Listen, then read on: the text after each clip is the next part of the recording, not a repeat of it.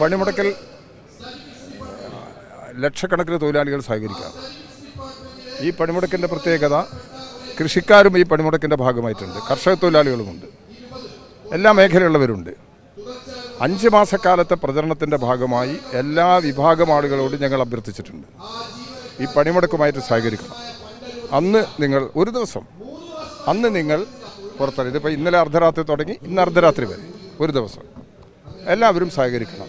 ഈ പണിമുടക്ക് സമരത്തെ തന്നെ വെല്ലുവിളിക്കത്തക്ക നിലയിൽ, പണിമുടക്കിനെ പരാജയപ്പെടുത്തത്തക്ക നിലയിൽ രംഗത്ത് വരുമ്പോൾ സ്വാഭാവികമായിട്ടും തൊഴിലാളികൾ ഇക്കാലമത്രയും ഈ പണിമുടക്കിന് വേണ്ടി പ്രവർത്തിച്ച തൊഴിലാളികൾ ചെറിയ പ്രതികരണങ്ങളുണ്ടാവും. അത്രേ ഉണ്ടായിക്കുള്ളൂ. വേറെ ആക്രമണവും അതുപോലുള്ള സംഭവങ്ങളൊന്നും ഇതിൻ്റെ ഭാഗമായി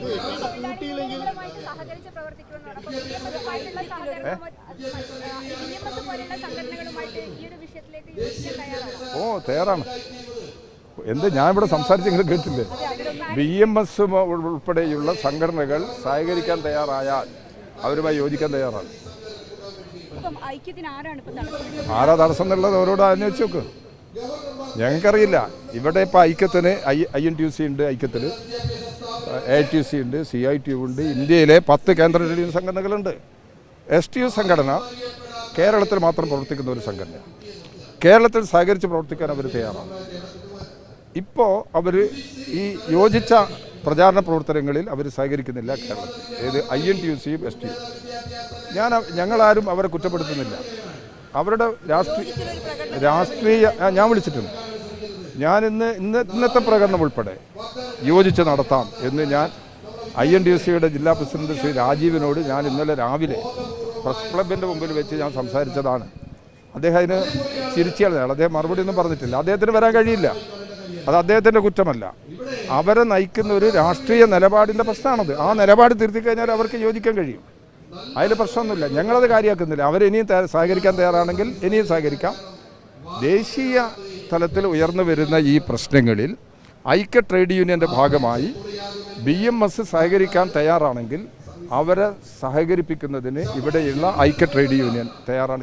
ദേശീയ തലത്തിൽ തന്നെ, ഞാനിവിടെ കോഴിക്കോട്ടുകാർ മാത്രമല്ല, ദേശീയ തലത്തിൽ തന്നെ യോജിപ്പിക്കാൻ തയ്യാറാണ്. അവർ ഈ ഡിമാൻഡിനൊന്നും അവർ എതിർക്കുന്നില്ല, പക്ഷേ സമരത്തിലില്ല. അതുകൊണ്ട് BMS ആയിട്ട് സഹകരിപ്പിക്കുന്ന കാര്യത്തിൽ ഞങ്ങൾക്കൊരു പ്രശ്നവുമില്ല. അത് സഹകരിക്കണമെന്ന നിലപാട് തന്നെയാണ് ഞങ്ങൾക്ക്.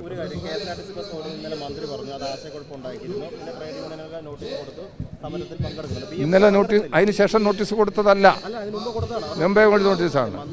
സാധാരണ നിലയിൽ മന്ത്രിക്കല്ല നോട്ടീസ് കൊടുക്കേണ്ടത്. അതെ, അതെനിക്കറിയില്ല. അത് അവരോടാ ചോദിക്കും. ഞാൻ ആ പ്രശ്നങ്ങളെക്കുറിച്ചൊന്നും ഒരു പ്രതികരണം നടത്താൻ തയ്യാറാവുന്നില്ല. എനിക്ക് എൻ്റെ നിലപാടുണ്ട്, എൻ്റെ രാഷ്ട്രീയമായ നിലപാടുണ്ട്, CITUവിൻ്റെ നിലപാടുണ്ട്. ആ നിലപാടെല്ലാം ഞാൻ നിലനിർത്തുകയാണ്. ഞാനിവിടെ പരസ്യമായി അത്തരം പ്രശ്നങ്ങളെക്കുറിച്ചുള്ള ഒരു വിവാദത്തിലേക്ക് പോകാൻ ഞാൻ ആഗ്രഹിക്കുന്നില്ല. ഇടതുപക്ഷ ജനാധിപത്യ മുന്നണിക്കകത്ത് ചർച്ച ചെയ്യാൻ അവസരമുണ്ട്. അവിടെയെല്ലാം ഈ വിഷയങ്ങൾ ചർച്ച നടത്തി ഭാവിയിലുള്ള കാര്യങ്ങളെല്ലാം നമുക്ക് പരമാവധി കുറ്റമറ്റതാക്കുന്നതിന് വേണ്ടി നമുക്ക് ശ്രമിക്കാം. അല്ല, അത് അങ്ങനെ ചോദിക്കരുത്. അതൊക്കെയുള്ള സാധനങ്ങൾ അതെങ്കിലും ഞങ്ങൾക്ക് വിട്. ഇത് നോക്കിയിട്ട് കടയോ ഏടെ എനിക്കറിയില്ല. നിങ്ങളും കേട്ടതാണ്, ഞാനും കേട്ടതാണ്. അല്ല, അതേ വാർത്തയിൽ ചില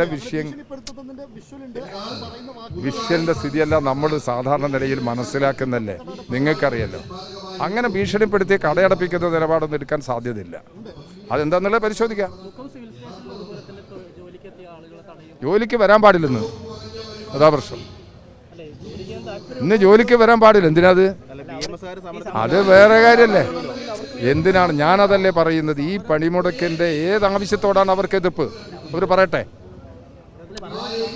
തൊഴിലാളി നിങ്ങൾ യഥാർത്ഥത്തിൽ നിങ്ങളൊക്കെ ഇതിൽ ചോദിക്കുന്നത് വലിയ സങ്കടമാണ്. നിങ്ങളൊക്കെ ഈ പണിമുടക്കിനോട് സഹകരിച്ച് നിലപാടെടുക്കുന്നവരാണ്. 5 മാസക്കാലമായി ഈ പണിമുടക്കിന് വേണ്ടി ക്യാമ്പയിൻ നടക്കുന്ന ഒരു തൊഴിലാളി, അവരെ മുമ്പിൽ ഈ പണിമുടക്കിനെ വെല്ലുവിളിച്ചുകൊണ്ട് ചില ആളുകൾ വന്നു കഴിഞ്ഞാൽ ചെറിയ പ്രതികരണങ്ങളുണ്ടാവും. അത്രേ കണക്കാക്കേണ്ടതുള്ളൂ. അത് മാനുഷികമായിട്ട് മനുഷ്യ സഹജമാണെന്നുള്ള നിലയ്ക്ക് കണക്കാക്കിയാൽ. മെഡിക്കൽ കോളേജിലേക്ക് രോഗികളൊന്നും മെഡിക്കൽ കോളേജിൽ നമ്മൾ നിങ്ങളൊക്കെ കേട്ടറിവല്ലേ പറയുന്നത്? വാർത്ത എന്നുള്ള നിലയിൽ മാത്രം അങ്ങനെ അതിനെ വാർത്ത എന്നുള്ള നിലയിൽ മാത്രം അതിന് സ്ഥിരീകരണം നൽകുന്നത് ശരിയല്ല.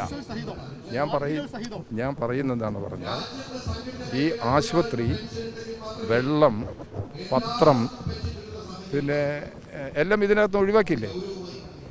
പണിമുടക്കുന്ന ഒഴിവാക്കിയില്ലേ? അതുകൊണ്ട് ഒരു ആശുപത്രിയിൽ